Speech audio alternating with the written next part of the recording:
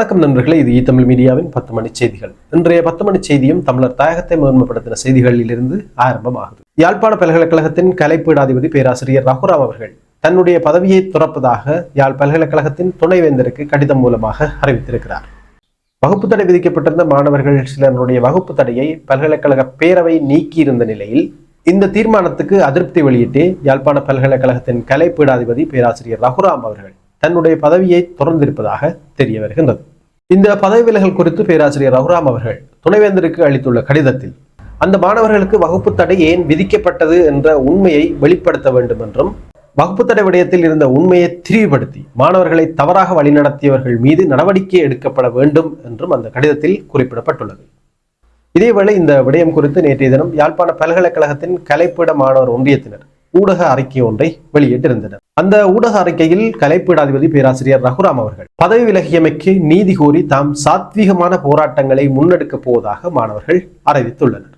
எந்த அடிப்படையில பீடாதிபதி ரகுராம் பதவி விலகினாரோ அந்த விடயத்துக்காக உயர்ந்த கௌரவத்தோட அவர் என்ன விடயத்துக்காக பாடுபட்டாரோ அந்த விடயத்தின் வெற்றியோட மீளவும் கலைப்பீடத்தினுடைய பீடாதிபதியாக பேராசிரியர் சீனா ரகுராம் நியமிக்கப்பட வேண்டும்.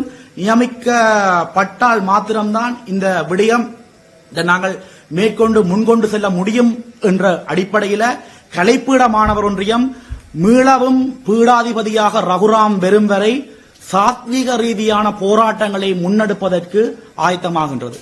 அந்த சாத்வீக ரீதியான போராட்டங்கள் தொடர்பான முன்னறிவிப்புகள் நாளைய தினமோ இன்றைய தினம் பிற்பகலோ பல்கலைக்கழக ஊடகங்களுக்கும் சமூகங்களுக்கும் உத்தியோகபூர்வமாக நாங்கள் அறிவிப்போம். தெளிவா ஒரு விடயத்தை சொல்லிக் கொள்றேன். 3500 பேர் இருக்கிற பல்கலைக்கழகத்தில் வெறுமன 8 மாணவர்கள் 9 மாணவர்களுக்காக மட்டும் இந்த கலைப்பீட மாணவர் ஒன்றியம் இல்லை. 4 பங்கினர் இங்க பெண்கள் இருக்கிறார்.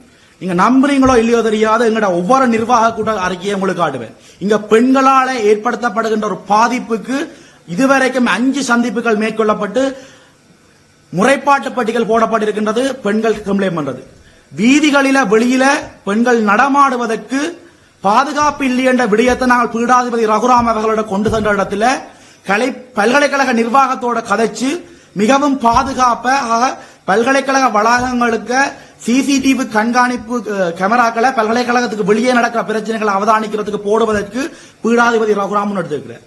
இந்த பல்கலைக்கழகத்தில் பெண்கள் மாணவர்கள் பாதுகாப்பா இருக்கணும்டா, மதுபாவனையற்ற மாணவர்கள், மதுவினை எதிர்க்கின்ற மாணவர்கள், போதைப் பொருளை எதிர்க்கின்ற மாணவர்கள் நிம்மதியாக இருக்கணும்டா பேராசிரியர் ரகுராம் மீண்டும் இந்த இடத்துக்கு வரணும்.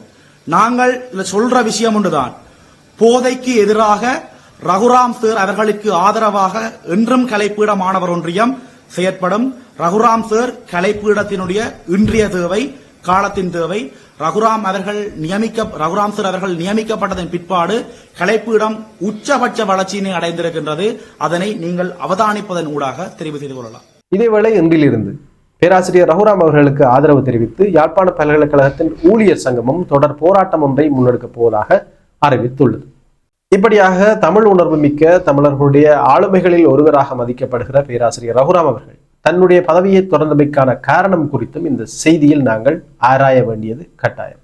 அண்மையில் யாழ் பல்கலைக்கழகத்தில் கல்வி கற்கும் மாணவர்கள் சிலர் பல்கலைக்கழக வளாகத்துக்குள் இருக்கின்ற ஆலய சூழலிலும் பொங்குதமிழ் நினைவாக அமைக்கப்பட்டுள்ள அந்த தூபியிடத்திலும் போதைப் பொருட்களை பாவித்த நிலையில் அவ்வழியால் சென்று வரும் மாணவர்கள் மீது அட்டகாசங்களை புரிந்திருக்கின்றனர்.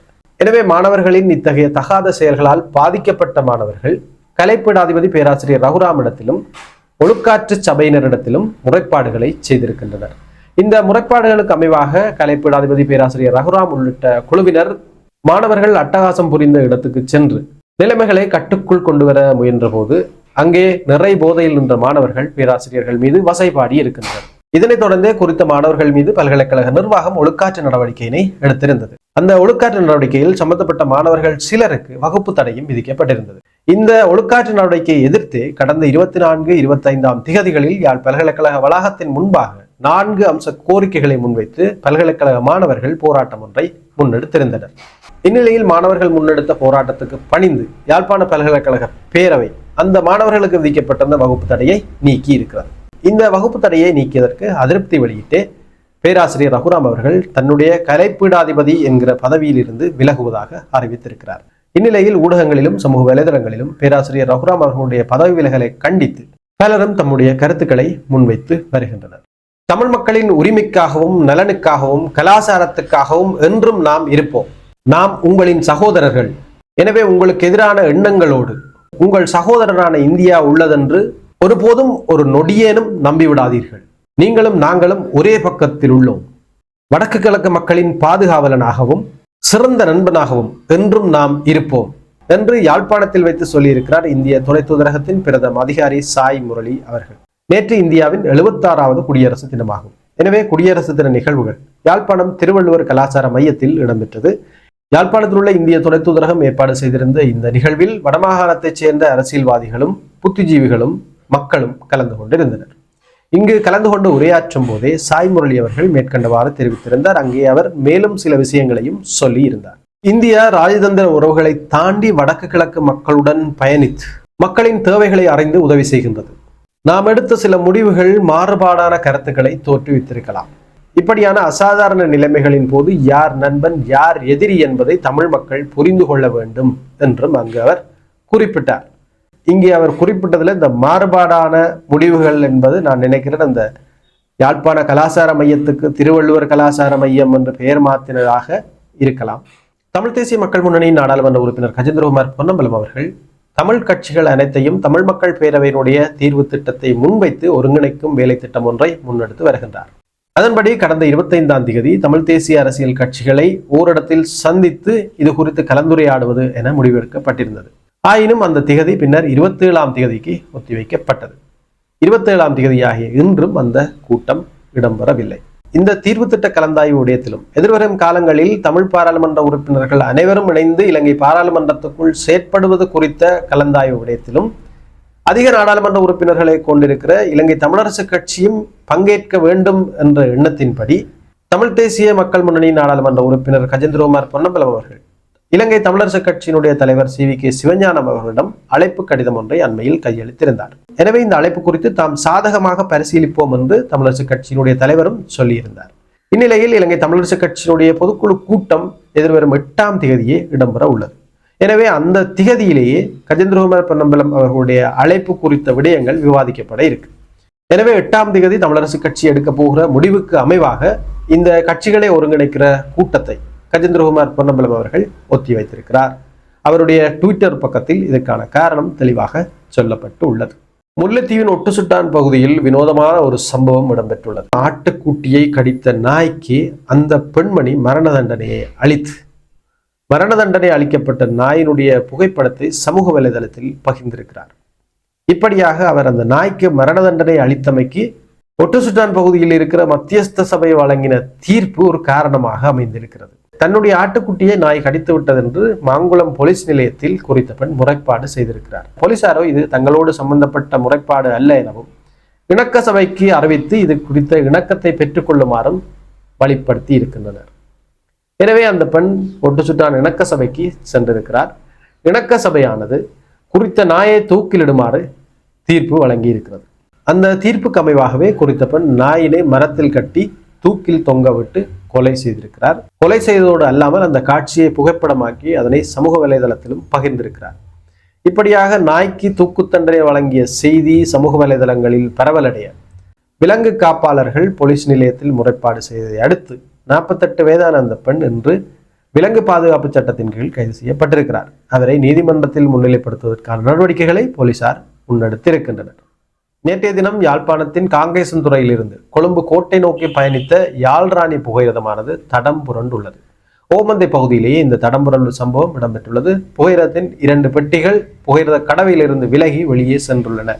அதிர்ஷ்டவசமாக அதில் பயணித்த யாருக்கும் காயங்களோ வேறு எந்த அசம்பாவிதங்களோ இடம்பெறவில்லை. எல்லோரும் பாதுகாப்பாக மீட்கப்பட்டு இருக்கின்றனர். முன்னாள் நாடாளுமன்ற உறுப்பினரும் ஜனாதிபதி சட்டத்தரணியுமான சுமந்திரன் அவர்களுக்கு இப்போதும் ஏன் 2 மெய்ப்பாதுகாவலர்கள் வழங்கப்பட்டுள்ளனர் என்ற விடயம் சர்ச்சையாகி இருக்கிறது. சமூக வலைதளங்களில் அரசியல் பிரதிநிதிகள் இந்த விடயத்தை பேசுபொருளாக்கி இருக்கின்றனர், சர்ச்சையாக்கி இருக்கின்றனர். நாட்டில் முன்னாள் ஜனாதிபதிகள் முன்னாள் அமைச்சர்களுக்கான பாதுகாப்புகளும் அவர்களுக்கு வழங்கப்பட்ட விசேட சலுகைகளும் விலக்கப்பட்டு வருகின்ற இந்நிலையில் முன்னாள் நாடாளுமன்ற உறுப்பினரான சுமந்திரன் அவர்களுக்கு மட்டும் ஏன் இன்னமும் அந்த பாதுகாப்பு வழங்கப்பட்டிருக்கிறது, ஏன் அந்த பாதுகாப்பை இன்னும் நீக்கவில்லை என்ற மாதிரியான கேள்விகளை சமூக வலைதளங்களில் பலரும் கேட்டு வருகின்றனர். ஆயினும் இந்த விடயங்களுக்கு சமூக வலைதளங்களிலேயே பதில் வழங்கியுள்ள சுமந்திரன் அவர்களுடைய ஆதரவாளரும் முன்னாள் வடமாகாண சபையின் உறுப்பினருமான அயூப் அஸ்மின் இந்த பாதுகாப்பானது நீதிமன்ற கட்டளையின்படியே வழங்கப்பட்டுள்ளது என்று தெரிவித்திருக்கிறார். வரும் உள்ளூராட்சி தேர்தலில் தன்னுடைய கட்சி சார்பில் போட்டியிட விரும்புகிறவர்கள் தன்னோடு தொடர்பு கொள்ளுமாறு யாழ் மாவட்ட சுயேட்சை நாடாளுமன்ற உறுப்பினர் அர்ச்சுனா ராமநாதன் அவர்கள் சமூக வலைதளத்தின் ஊடாக கேட்டுக்கொண்டுள்ளார்.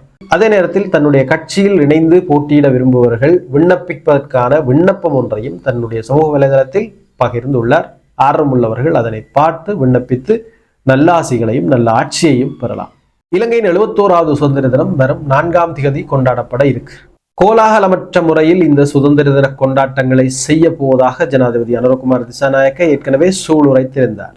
இந்நிலையில் இந்த சுதந்திர தினத்தை வடகிழக்கில் வாழும் மக்கள் கரிநாளாக அனுஷ்டிக்க வேண்டும் என வடக்கு கிழக்கு காணாமலாக்கப்பட்டோர் சங்கத்தினர் கேட்டுக்கொண்டுள்ளனர். இன்றைய தினம் யாழ்ப்பாணத்தில் வடகிழக்கு காணாமலாக்கப்பட்ட சங்கத்தின் பிரதிநிதிகள் நடத்திய ஊடகவியலாளர் சந்திப்பின் போதே இந்த விடயம் வலியுறுத்தப்பட்டுள்ளது. அதே நேரத்தில் அன்றைய தினத்தில் வடகிழக்கு முழுவதுமே வலிந்து காணாமலாக்கப்பட்டவர்களுடைய உறவுகள் பாரிய போராட்டங்களை முன்னெடுக்க இருப்பதாகவும் குறிப்பிட்டுள்ளனர்.